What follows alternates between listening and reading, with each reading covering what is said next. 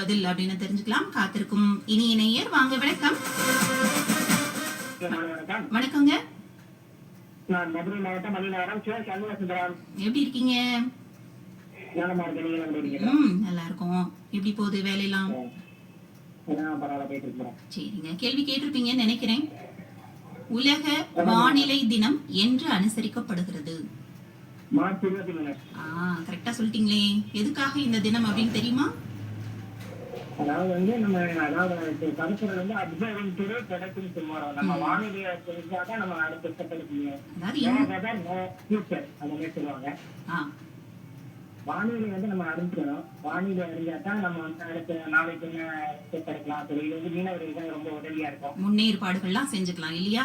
அதாவது இந்த கருப்பொருள் என்னன்னா, இன்று கவனித்தல் நாளை பாதுகாத்தல் அப்படின்ற கருப்பொருள்.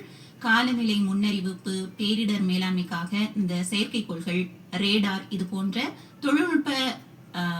தொழில்நுட்பங்களை பயன்படுத்தி கண்காணிக்கப்பட்டு முன்னறிவிக்கப்படுறதுதான் இதோட நோக்கம்.